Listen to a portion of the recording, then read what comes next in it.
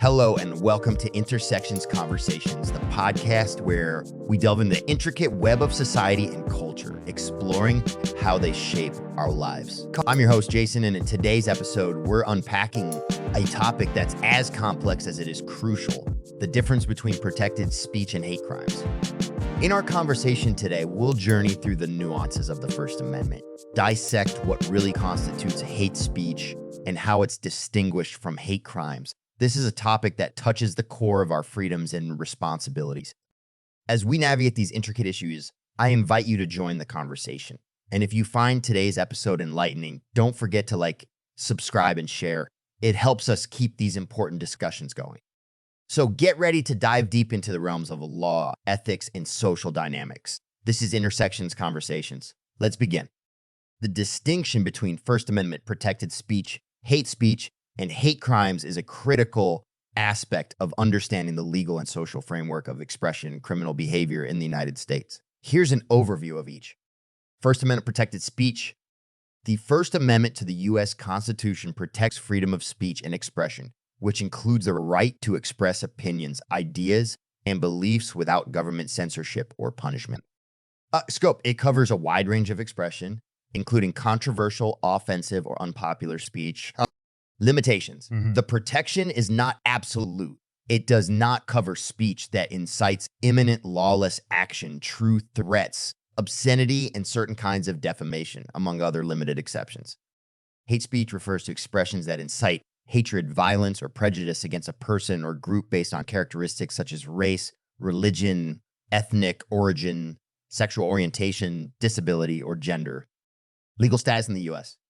In many cases, hate speech is protected under the First Amendment, unless it crosses the line into direct threats or specific incitements to imminent lawless action.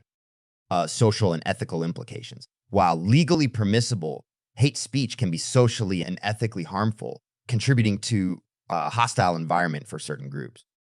A hate crime is a criminal offense as assault, murder, vandalism that is motivated in whole or in part by the perpetrator's bias against a protected characteristic of the victim, such as race, religion, or sexual orientation. Relation to speech: a hate crime involves an actual criminal act. If the act is solely speech without accompanying criminal behavior, it might be protected under the First Amendment unless it falls into one of the exceptions, like a true threat. Key distinction: the defining feature of a hate crime is the commission of a criminal act motivated by bias, not just the expression of biased or hateful ideas. The First Amendment protects freedom of speech, including hate speech, to a large extent, provided it does not cross the line into direct threats or incitement of imminent lawless action. Hate crimes, on the other hand, involve criminal actions motivated by bias and are not protected as free speech.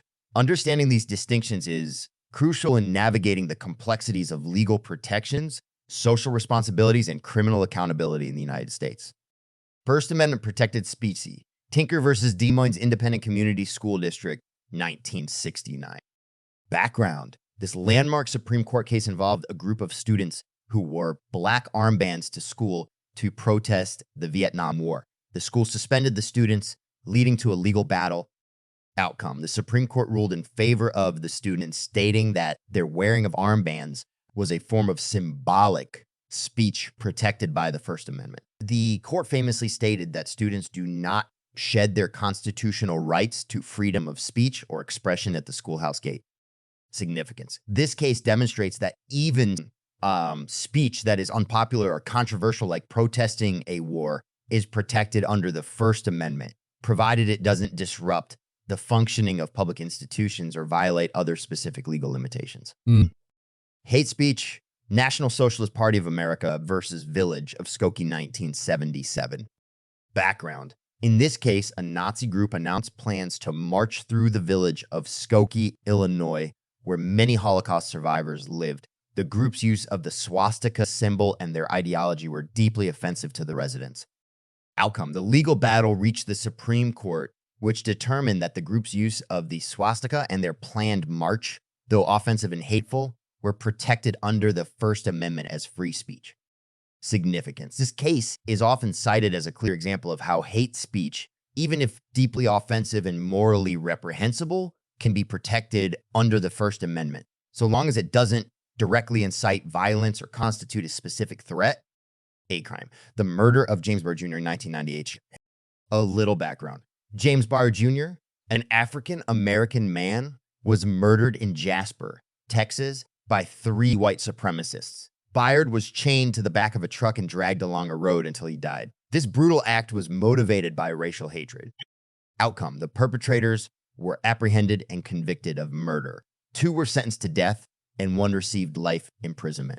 This case was instrumental in the passage of the James Barr Jr. Hate Crimes Act in Texas and contributed to the federal Matthew Shepard and James Barr Jr. Hate Crimes Prevention Act. A significance: this case is a harrowing example of a hate crime where the perpetrators committed a violent criminal act motivated by racial bias. It demonstrates the lethal consequences of hate when it escalates beyond speech into criminal action. Each of these cases illustrates the boundaries and intersections of free speech, hate speech, and hate crimes, highlighting the complexities involved in balancing rights, protections, and justice in a diverse society.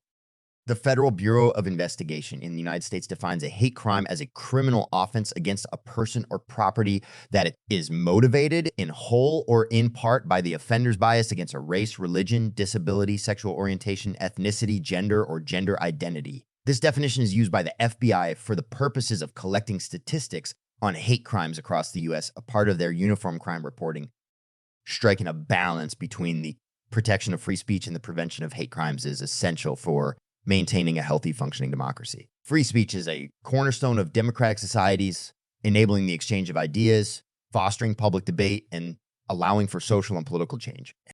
However, this freedom carries with it the responsibility to recognize and mitigate the harm that can arise when speech incites violence, discrimination, or hatred against individuals or groups. Hate crimes, often fueled by such speech, not only inflict direct harm on victims, but also send ripples of fear and division through entire communities. They undermine social cohesion and the principles of equality and respect that are fundamental to a just society. Addressing hate crimes effectively while safeguarding free speech requires a nuanced approach, one that involves educating about the impact of hate speech, promoting counter speech, enforcing existing laws judiciously, and fostering a culture of empathy and inclusion.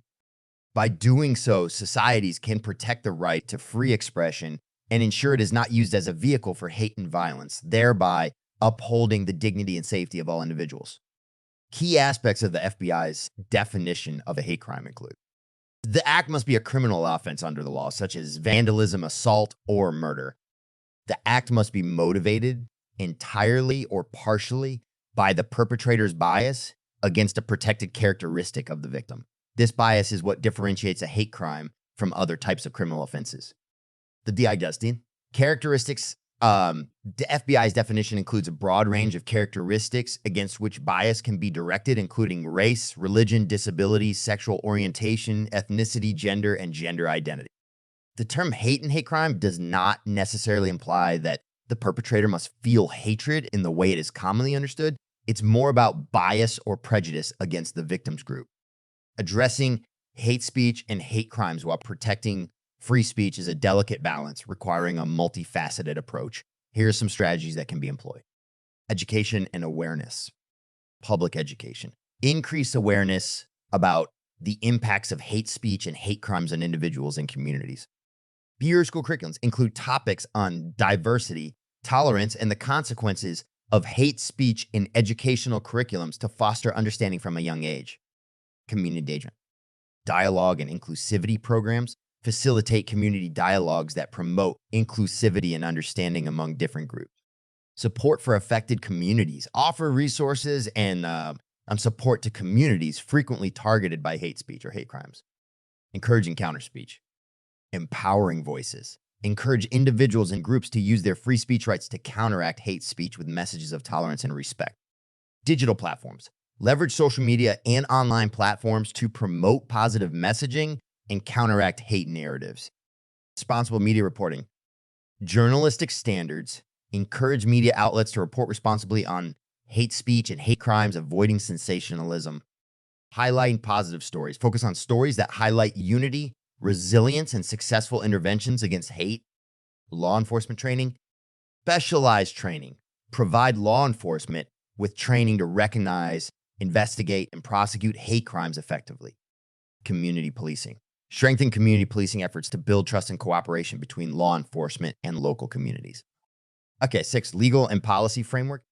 Clear legal definitions. Ensure that laws clearly define what constitutes a hate crime, allowing for effective prosecution while respecting free speech.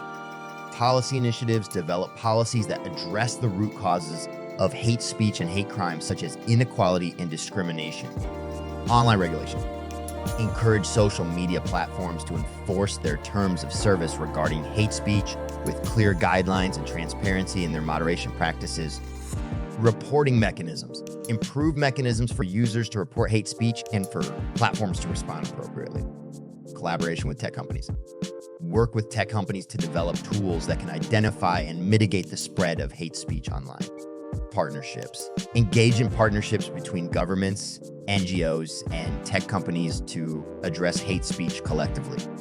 By implementing these strategies, it is possible to create an environment where hate speech and hate crimes are actively discouraged and addressed while still upholding the fundamental principles of free speech. It involves a collective effort from individuals, communities, media, law enforcement, and policymakers to create a society that values respect and tolerance over hate and division.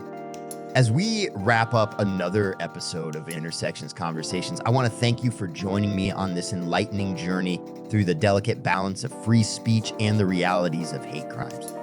Today's discussion reminds us of the fine lines we navigate in our pursuit of a just and free society. Remember, your voice matters in shaping this dialogue. If today's episode sparked new thoughts or conversations for you, please like, subscribe, and share. It's through our collective engagement that we can foster a more informed and compassionate world. I'm your host, Jason, reminding you to stay curious, stay informed, and stay connected. Keep exploring the intersections of our lives, and let's continue this conversation beyond just today. Until next time, take care and keep bridging the gaps that divide us. This has been Intersections Conversations. Goodbye for now.